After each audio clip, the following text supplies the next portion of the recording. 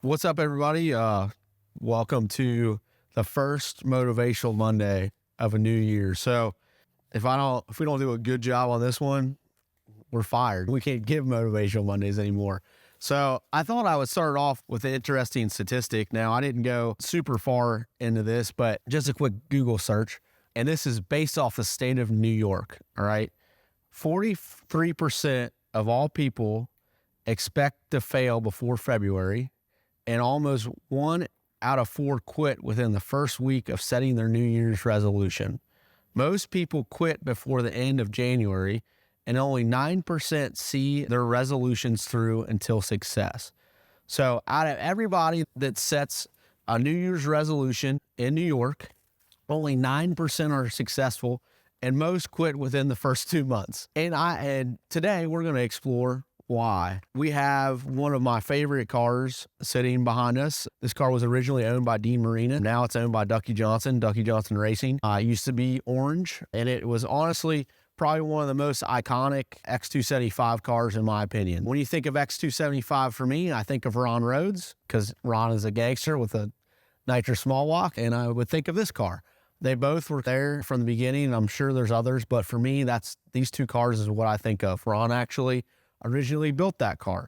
When Brad and I went into business and we signed the dotted line in our first shop and we established Tin Soldier Racecars as a quote unquote a legit place, our goal from the beginning was to build X275 drag radial cars. That is what we wanted to do. There was so many people that told us we were stupid. They told us that there's already plenty of people out there that do that. There's already guys that have had their name in the ring for a long time, that nobody's going to bring an X275 car to you guys. You're just a couple kids. I heard that. Martin still calls us kids. We're a little older now, and I guess we don't look that old, but we repeatedly got told that we were children. That's not a lie. That really happened. Now, as we're sitting here a few years later, probably have, with rough statistics, if there's an X275 field, we've probably laid our hands on about half of them. We've built quite a few of them from the ground up or updated them. In this case, we've updated this car, and now it's back here performing more winter updates and doing all this stuff. And I feel confident to say that we had a goal and we absolutely achieved it. Ultra Street is kind of within that. The same X275 Ultra Street's kind of the same race car now. This year, the top 3 cars and John Sears Points Championship was Dave Fiskus won, which he was driving Cheeseburger's Mustang, which we've redone that car pretty much front to back. The car that got runner-up was Stephen Barnett, which Barnett's car is an OG car to Cincinnati. A talented chassis builder named Rob built that car originally, but we've updated it. It has our housing in it. We consult with Cheeseburger a little bit on that car. And then the car that got third place was Sean Pevlar, which is owned by John Kalibas. Top 3 cars that we deal with. So again, just getting to see our goal, what we spoke into existence happen. We didn't let the haters stop us. And and what I'm going to get into here today, there's some scripture that kind of has to do with that. And even Jesus come up to the same opposition, along with the breakdown of our business. I've been told before that my dad owns this business, that Brad and I just work here. We did steal his name financially. My dad has nothing to do with this. It's Brad and I and the boys. It's just funny, like the perceptions that people put on you, especially people that maybe think that they know you the best. So in this story, this is actually out of Mark.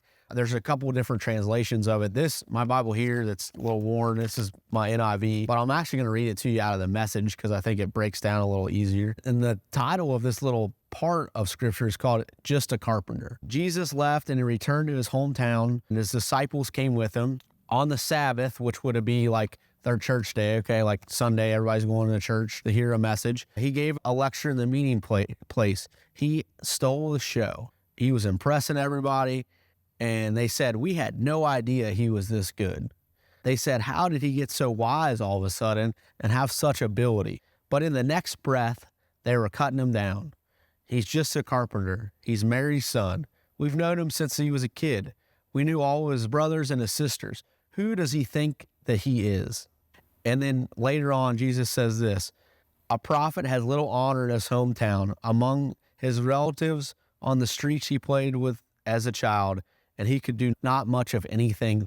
And I think we all come to that. So back to the New Year's resolution, I think that a lot of times people set a goal, they want to get healthier, they want to start a business, they want to do whatever it is that you want to do, and you start sharing that, then the people that are closest to you just start cutting you down. For me, I'm just Ronnie's son. I'm just a kid that's dirtball that started out riding dirt bikes. That who do I think that I am that I can come into this elite group of people and start building some of the best cars in the world? You don't have the skill to do that.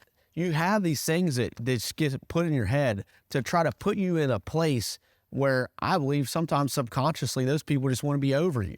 They don't want to see you succeed for whatever reason. It's probably a selfish reason. I think a lot of times that people think that if you're successful, that somehow takes that success out of the universe and then they can't be successful because you are. That's the biggest lie, man. There's enough of everything on this earth for everybody to be successful. Like I think of in the race car business, people told us like, oh, there's already all these people that do it. How are you going to have work? I don't know. We're just going to keep working. And I've seen people not like us because of, work. And I'm like, man, it's crazy. There's so much of this out there. There's enough meat on the bone for everybody. Nobody has to starve. So for your own life, man, think of that. Think of those words that people say over you. For Jesus, it was, he's just a carpenter. We saw him play in these streets and now he's coming back. Like, how did he get so wise all of a sudden? Maybe the whole time he was wise, but people just didn't choose to listen. And then when he come back and he had the stage per se, all of a sudden he was wise.